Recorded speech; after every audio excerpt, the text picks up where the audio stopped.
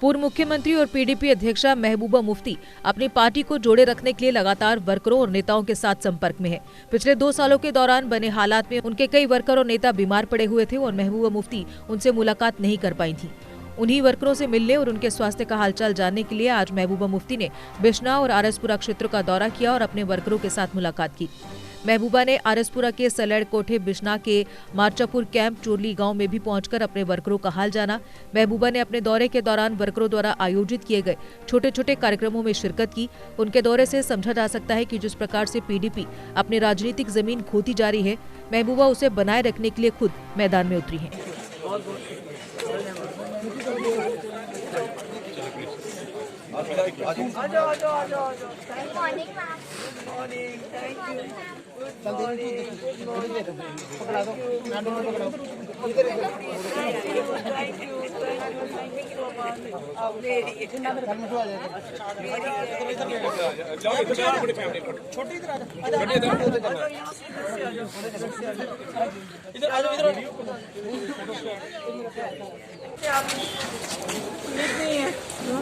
क्या हो गया?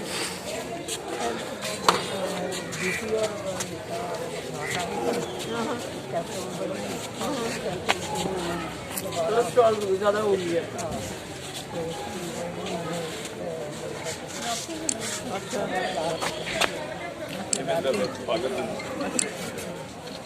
ये दवाई शवाई ले रहे हैं? हाँ जी, लिए ठीक हो जाएंगे इंशाल्लाह। ठीक है।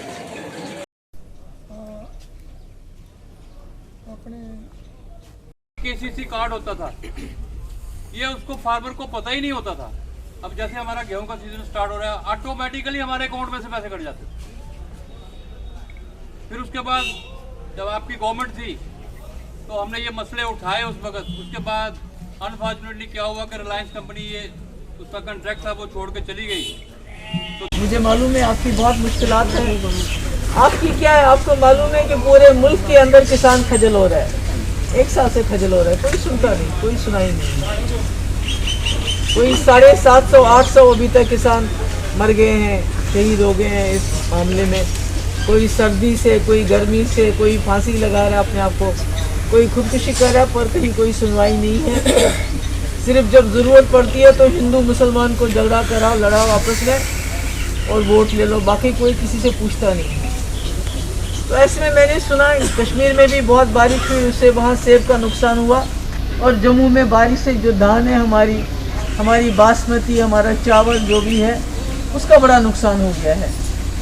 तो मुझे मालूम है ये सारा इलाका मुफ्ती साहब का इलाका है, बहुत प्यार था उनको इस सारे इलाके से। यहाँ से इलेक्शन भी जीत के गए हैं वो आरएसपुरा साइड से। तो मैं अच्छा लगता है, यहाँ से लोग मुझे मिलते भी हैं। मैंने चाणक साहब से भी पूछा था तो उन्होंने कहा कि काफ़ी नुकसान हुआ है और जो मुआवजा दे रहे हैं 600 रुपये कनाल दे रहे हैं, तो उससे क्या होगा। आज तो पेट्रोल अगर डालना हो ट्रैक्टर में तो उसका खेत तक जाने के लिए उसका 600 रुपये से कुछ नहीं बनता है, क्योंकि महंगाई हो रही है और हालत मुल्क की ऐसी है कि 80 करोड़ लोगों को मुफ्त राशन कहते हैं हम बांटेंगे। तो वो राशन कौन देता है? वो किसान देता है। अगर किसान दान पैदा नहीं करेंगे तो ये क्या बांटेंगे? ये तो अपने घर से नहीं बांटते, ये तो अपने घर में राशन पैदा नहीं करते। धान तो किसान पैदा करता है। तो इसलिए हम भी बात करेंगे, हम भी बताएंगे सरकार को कि जो नुकसान हुआ है इस साल बारिश से, ओलों से, जो धान का नुकसान हुआ है, उसके लिए भरपूर मुआवजा दिया जाए और जो इंश्योरेंस है वो पूरा सब किसानों का होना चाहिए। मैंने सुना यहाँ तक कि जो बॉर्डर की सर्टिफिकेट है वो भी गिने चुने लोगों को जो इनकी पार्टी से होते हैं उनको देते हैं। इसी तरह जो राशन कार्ड है वो भी पार्टी के नाम से बनता है, जो आम लोग हैं उनका नहीं बनता है। तो हम इन सब बातों के बारे में बात करेंगे। हमारी गुजर कम्युनिटी की यहाँ कुछ बहनें भी हैं, मुझे मालूम है इनकी भी बहुत मुश्किलात हैं, इनके भी बड़े मसले हैं।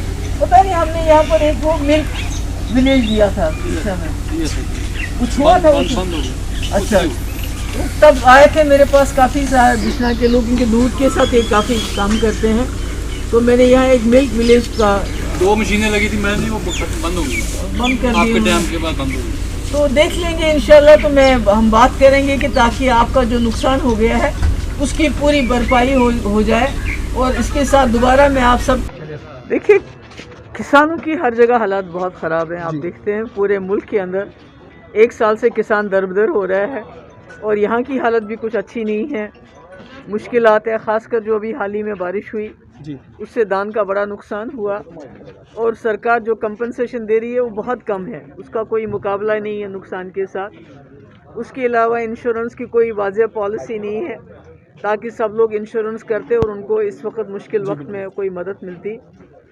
तो पूरे दुनिया मुल्क के अंदर करोड़ों लोगों को मुफ्त राशन बांटा जा रहा है, मगर सरकार भूल गई है कि ये राशन किसान पैदा करता है।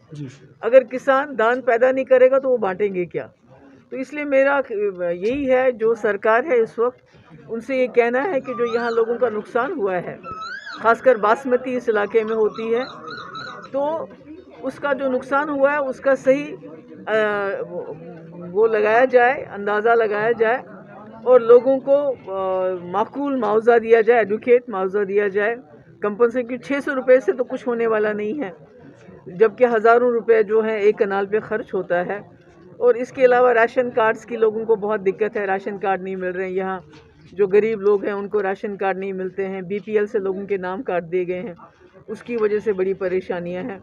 तो ये सारी परेशानियां, तो इसके बारे में हम सरकार से बात करेंगे। मैम, इस बार जनता कैसे विश्वास करेगी PDP पार्टी पर जब मतदान? नहीं, वो तो जब वक्त आएगा वो देखेंगे कैसे विश्वास करेंगे। अगर आप भी अपने भविष्य को लेकर चिंतित हैं और बहुत सी सरकारी नौकरियों पर दांव खेल चुके हैं, लेकिन अभी तक सफलता आपके हाथ नहीं लगी है, तो कैरियर अड्डा जम्मू कोचिंग इंस्टीट्यूट है आपके लिए बेस्ट ऑप्शन।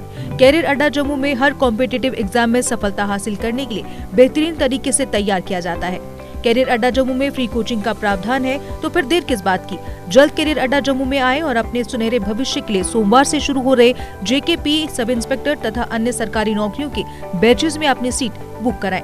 हमारा पता है Gurudwara road opposite doctor Dara Singh clinic, Rehari Chungi, Jammu. GK update रहे हमारे साथ। अगर आप ये वीडियो YouTube पर देख रहे हैं तो हमारे YouTube चैनल को सब्सक्राइब करें और बेल आइकन को क्लिक करें। अगर आप ये वीडियो Facebook पर देख रहे हैं तो हमारा Facebook पेज लाइक जरूर करें।